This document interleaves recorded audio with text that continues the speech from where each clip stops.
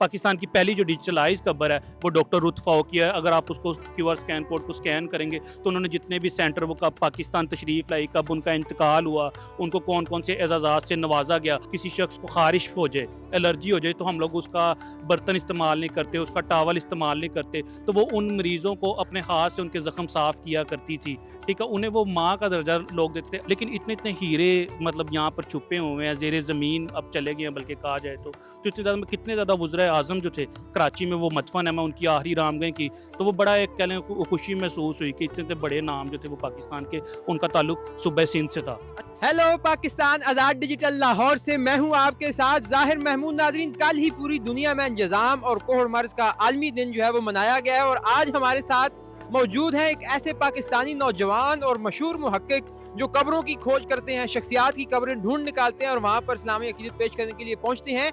जज़ाम के दिन के हवाले से ये साहिब जो है मिर्ज़ा उस्मान बेग साहब, इन्होंने स्पेशली तौर पे कराची का टूर प्लान किया और वहाँ पे जो हमारी मैडम रुत फ़ाओ हैं जिन्होंने पाकिस्तान से जज़ाम और कोहड़ मर्ज की जो है वबा को ख़त्म करने के लिए, इस मर्ज को जो है वो ख़त्म करने के लिए अपनी ज़िंदगी सारी यहाँ पे वक्फ की, ये उनकी कब्र पर हाज़िरी देने के लिए कराची गए थे और अभी हाल ही में वहाँ से ये वापस आए हैं। तो आज हम इनसे बात करेंगे मैडम रुत फ़ाओ के हवाले से, जो उनकी खिदमात है उनको खराजी अकीदत पेश करेंगे और उनकी कब्र के हवाले से एक यूनिक बात ये है कि वो पूरी दुनिया में तो शायद होगी लेकिन पाकिस्तान में वो एक वाहिद कब्र है जिसके ऊपर क्यूआर कोड लगाया गया है। उस क्यूआर कोड से क्या निकलता है और मैडम रुत फ़ाओ कब, कहाँ से, कैसे पाकिस्तान है, क्या खिदमात उन्होंने दी हैं हमारे लोगों को, ये हम जानते हैं मिर्ज़ा उस्मान बेग से बात करके। अस्सलाम वालेकुम जी। वालेकुम अस्सलाम। कैसे हैं जनाब? शुक्र अल्हम्दुलिल्लाह। इतना कहाँ से पैशन ले आते हैं कि आप स्पेशली गए कराची मैडम रुत फ़ाओ की कब्र पे इस्लामी अकीदत पेश करने के लिए? कैसे किया सारा मैनेज? हमारा पैशन तो शायद कुछ भी नहीं उनके आगे। अगर देखा जाए एक जर्मन खतून,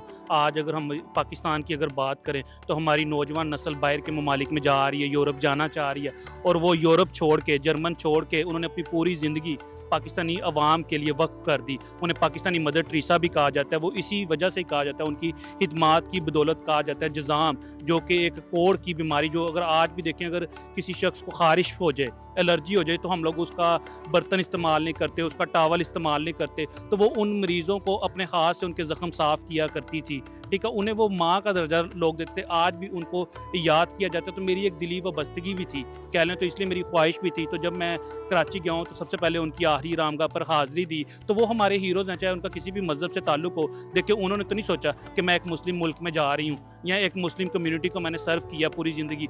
और ये कितनी बड़ी बात है कि उनकी आखिरी आरामगाह भी जो है वो हमारे इधर पाकिस्तान कराची में वाक़ है। अच्छा, वो किस कब्रिस्तान में वाक़ है? उनकी कब्र कहाँ पर है? अगर कोई हमारे दोस्त जाना चाहें तो क्या लोकेशन है उसकी? कराची का जो गोरा कब्रिस्तान, जो हम लोग सबसे बड़ा जो है, गोरा कब्रिस्तान इसलिए कहा जाता है कि जो पार्टीशन से पहले जितने भी अंग्रेज़ थे उनकी आखिरी आरामगाहों की वजह से हम लोग गोरा कहते हैं। जो मसीही बरादरी का सबसे बड़ा कब्रिस्तान है शाहरा फैसल पर, वहाँ पर उनकी आखिरी आरामगाह वाक़ और बड़ी खूबसूरती के साथ वो बनाई गई है। उनके जो भी चाहने वाले हैं उन्होंने, और बड़ी कह दिली खुशी भी हुई वहाँ पर जाकर कि इर्द गिर्द गमले लगे हुए थे और उसका मार्बल भी डिफरेंट है। हालांकि इन चीज़ों से फ़र्क नहीं पड़ता, मेन तो इंसान की जो इंसानियत है वही वो ज़िंदा रहेगी, वही ज़िंदा रहेगा जो लोगों के दिलों में ज़िंदा रहेगा। तो उनका जो काम है, उनके जो सेंटर्स हैं जो आज भी देखें काम कर रहे हैं, उनके जाने के बाद भी उसी तरह ही इलाज जो है वो जारी और सारी है। अच्छा, आपसे ही मैंने सुना और ये जब मैंने पोस्ट देखी आपकी कि मुझे बड़ी हैरानी हुई कि उनकी कब्र पे क्यूआर कोड भी मौजूद है। वो क्यूआर कोड क्यों लगाया गया उनकी कब्र पे? उसमें कौन सी मालूमात रखी गई हैं? तो ये पूरी दुनिया में तो ऐसे ही होता है। आप किसी भी अगर मकबरे पे जाते हैं तो वहाँ पे क्यूआर स्कैन, क्योंकि पूरी दुनिया डिजिटलाइज हो गई है। बदकिस्मती हम लोग ही पुराने तरीकों से रिसर्च कर रहे हैं और पुराने तरीक़ेकार पर ही चल रहे हैं। तो उनकी कब्र के ऊपर ये वाहिद पहली कहा जाता है, जो कि अगर आप कोई भी अगर ईजिली आप गूगल सर्च करना चाहें, क्योंकि वही हमारा तो एक सोर्स है लोगों का आजकल। पाकिस्तान की पहली है? हाँ, पाकिस्तान की पहली जो डिजिटलाइज़ कब्र है वो डॉक्टर रुत फ़ाओ की है। अगर आप उसको क्यूआर स्कैन कोड को स्कैन करेंगे तो उन्होंने जितने भी सेंटर वो कब पाकिस्तान तशरीफ़ लाई, कब उनका इंतकाल हुआ, उनको कौन-कौन से एज़ाज़ात से नवाज़ा गया, वो तमाम चीज़ें वो आ जाती हैं और उनके अक़वाल भी लिखे गए हैं, उनकी तस्वीर है उनकी कब्र के ऊपर। ये तो हमें मसीही बरादरी के कब्रिस्तानों में देखने में मिलता है, लेकिन ये पहली क्यूआर स्कैन कोड है और ये होना चाहिए। बेशक कब्र के ऊपर ना हो, कि उसके करीब हो, क्यूआर स्कैन कोड होना चाहिए, जिससे कि अगर कोई बाहर के ममालिक से रिसर्चर आता है तो उसके लिए कितनी आसानी हो जाएगी कि पूरी इन्फॉर्मेशन आ जाएगी। वो आपका या मेरा किसी के भी उसको कह लें कि उसको हेल्प की ज़रूरत नहीं रहेगी, वो अपना काम करेगा और इजीली वो हो जाएगा। तो पूरी दुनिया में तो ऐसे ही होता है, लेकिन हमारे अभी कह लें कि यहाँ पे हम लोग जिंदा लोगों को नहीं पूछते, तो ये QR स्कैन कोड तो बड़ी दूर की बात है। फिर एक ये प्राउड फील भी होता है, हमने भी उनके एजाज़ में उनकी जो तदफीन थी उसी एजाज़ के साथ की गई थी पाकिस्तान कौम ने। फिर उसी तरह पाकिस्तान पोस्ट ने एक डाक टिकट जारी किया, फिर पाकिस्तान हुकूमत ने उनके लिए एक स्पेशल जो सिक्का था कॉइन वो जारी किया। तो ये हमारे हीरोज़ हैं, उनके नाम पे मैं समझता हूँ इदारे होने चाहिए, यूनिवर्सिटीज़ या इस तरह का क्या कि एक शख्स जो या कोई भी जो शख्सियत है वो दूसरे ममालिक की है, उसका पाकिस्तान से कोई ताल्लुक नहीं, लेकिन वो पूरी जो अपनी ज़िंदगी है वो हमारी कौम के लिए वक्फ कर देती हैं। अच्छा उस्मान साहब, आपकी बातों से मैंने एक बात नोट की है कि पाकिस्तान ने उनको एजाज़ात से नवाजा, इवन उनकी कब्र को इतना खूबसूरत बनाया, उनको यहाँ पे सहूलियात भी दी, उनकी शान में सिक्के जारी किए, डाक टिकट जारी किए। मेरे ख्याल में ये जो हम अमूमी तौर पे गिला करते हैं कि हम पाकिस्तानी किसी की कदर नहीं करते, हीरोज़ की कदर नहीं करते, ये गिला यहाँ पे तो नहीं नज़र आ रहा है ना?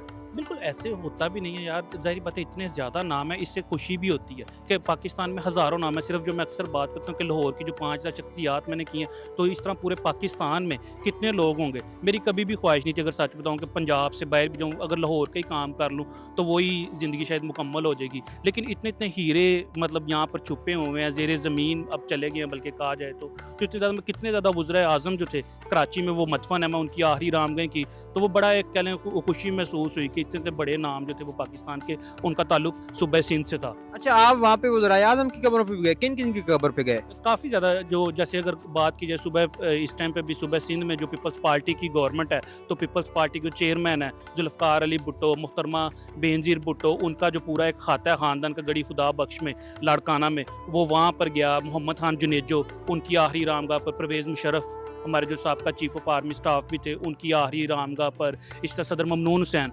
उनकी आखिरी रामगाह। हमारे पहले जो पाकिस्तान के वज़ीर आज़म नवाबज़दा लियाकत अली खान, पाकिस्तान के पहले गवर्नर जनरल बाबा कौम कायद आज़म मोहम्मद अली जिन्ना, तो ऐसे कई नाम हैं जो कि कराची में मदफन है या सिंध के दूसरे इलाकों में मदफन है। तो ये कब्रों की खोज का, और वो भी शख्सियात की कब्रों की खोज का जो शौक है, ये कहाँ से पैदा हुआ और किस तरह मतलब आप इसको पूरा करते हैं? कोई सपोर्ट करता है फाइनेंशियली या खुद ही करते हैं? नहीं, ये सिंध के टूर में कह लें कि जैसे मेरा स्टे फ्री था, मैं कराची में अपने कज़न की तरफ रहा, फिर सिंध के दोस्तों ने बड़ा ताउन किया। मैंने बल्कि उनके लिए स्पेशली एक जुमला भी कहा था कि अगर आपने मेहमान नवाजी सीखनी है तो आप सिंधियों से सीखें। मेरा फर्स्ट टूर था, लेकिन वो बहुत मतलब मेहमान नवाज हैं, तमाम लोग। मुझे गाड़ी दी हुई थी, फिर मुझे कोई मसला ना आए, गार्ड दिया हुआ था, और वो हर चीज़। यहाँ पर मैं उनका नाम भी लूँगा, हाजी यूसुफ साहब, मतलब उन्होंने बड़ा मेरे साथ ताउन किया, अपना बिजनेस छोड़ के वो मेरे साथ। इवन कि मैं तो सिर्फ कराची गया था, अगर सच बताऊं तो ये उनकी कह लें कि मुहक्किकीन से, जैसे आपने जिक्र किया कि हम लोग अपने हीरोज़ को शायद याद नहीं करते या कोई इस तरह की चीज़, तो उन्होंने मुझ जैसे एक निकम्मे को कह लें, उन्होंने इतना वो प्रोटोकॉल दिया, और वो हर जगह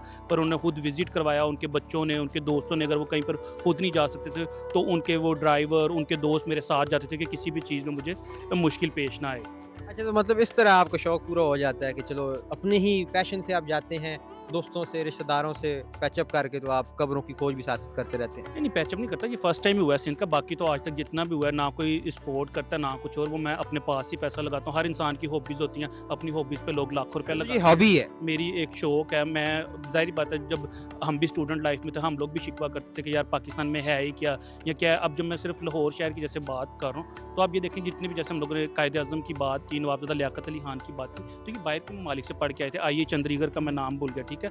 पार्टीशन से पहले जो 5 वज़रा में शामिल थे, उनमें आई चंडीगढ़, कांग्रेसी वजारतों में। हाँ, चौधरी मोहम्मद अली भी थे, ठीक है, उनकी आखिरी रामगाह पे है। तो ये सब बाहर के ममालिक से पढ़ के, सॉरी, ये कांग्रेसी वजारतों में नहीं थे, ये 1946 के इंतखाबात। हाँ बिल्कुल, 1940 के इंतखाबात में जो 5 मुस्लिम वज़रा शामिल हुए थे मुस्लिम लीग के, उनमें ये शामिल थे। तो इस तरह कई नामी ग्रामी जो शख्सियात हैं, जब लाहौर की हम लोग करते हैं तो एक खुशी होती है कि ये लोग भी हमारा असासा थे, और हैं भी बल्कि। अच्छा, इनकी कब्रों पे क्यों QR स्कैन जो है वो नहीं लगाया गया?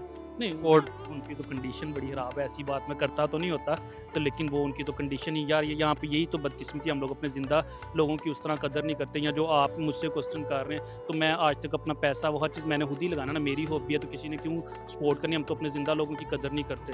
लाहौर में हज़ारों कब्रें ऐसी हैं जो मिट गई हैं, और कब्रें तो मिट भी जानी है, ये इसमें कोई गिला भी नहीं करना चाहिए कि जिस फाइन, जब कब्रिस्तान इर्द गिर्द चारों तरफ जब मिट्टी होगी तो कब्रों के ऊपर गर्द और मिट्टी ही पड़नी है ना। ये तो ऐसे ही अब लोगों ने बना दिया कि कब्र पर आता कोई कोई नहीं, ये हमारी जो वीडियो देखेंगे तो वो अच्छे अल्फाज में उधर वीडियो देख कर भी उनको याद रखा जा सकता है अपने हीरोज़ को। ज़रूरी नहीं कि आपने हाज़िरी ही देनी है। मैं कहता ज़रूर हूँ कि अपने वालिदैन की कब्रों पर जाएँ, लाज़मी जाएँ, लेकिन मैं एक बात करूँ, आप फ़ातिहा कहीं पर भी पढ़ के कर सकते हैं। हज़ारों लोग हैं जो बाहर के ममालिक में शिफ्ट हो गए हैं, तो हम क्या उनकी नीयत पे शक कर सकते हैं कि उनको अपने मुल्क से मोहब्बत नहीं है या अपने जो हीरोज़ हैं उनसे मोहब्बत नहीं? वो वहाँ पर भी फ़ातिहा कर सकते हैं। बस यही है कि उनको अपनी दुआओं में याद रखें, उनके लिए दुआएँ मग़फ़िरत करें। या जो वसीयत पाकिस्तानी हम लोग कर सकते हैं, जैसे डॉक्टर लुत्फ़ा होती, उनके नाम पे किसी गली का, किसी यूनिवर्सिटी, किसी कॉलेज को मंसूब कर दिया जाए, ताकि आने वाली नस्ल को ये हीरोज़ याद रहें कि यार ये थे, इन्होंने ये काम सरअंजाम दिए थे। ये जो है ना, आपने बड़ी अच्छी बात की है कि आप लाज़मी नहीं कि कब्रिस्तान जाएँ, वीडियो देख के भी जो है वो आप राजा अक़ीदत पे याद कर सकते हैं, उनके बारे में अच्छा सोच सकते हैं। तो ये आपका बहुत शुक्रिया कि आपने कीमती वक़्त दिया और हमारी हीरो जो है मदाम लुत्फ़ा, उनकी कब्र पे आप ख़ुसूसी तौर पे गए। तो नाज़रीन, आपने देखा कि मिर्ज़ा उस्मान बेग साहब अपने शौक़ की तस्कीन के साथ-साथ हमारी जो मुश्तरका हीरो हैं पूरे पाकिस्तान की, मदाम लुत्फ़ा, जिन्हें तमाम लोग जो हैं वो बराबरी की सतह पर जाके अपना हीरो मानते हैं, उनकी कब्र पे सलामी अक़ीदत पेश करने के लिए ये ख़ुसूसी तौर पे लाहौर से कराची गए और मदाम लुत्फ़ा की जज़ाम और कोढ़ के मर्ज़ को ख़त्म करने के लिए पाकिस्तान से जो खिदमात है वो तो ता क़यामत इंशाअल्लाह याद रखी जाएँगी और उनको ख़राज अक़ीदत पेश किया जाता रहेगा। इसके साथ ही मुझे दीजिए इजाज़त। देखते रहिए आज़ाद डिजिटल। खुदा हाफ़िज़।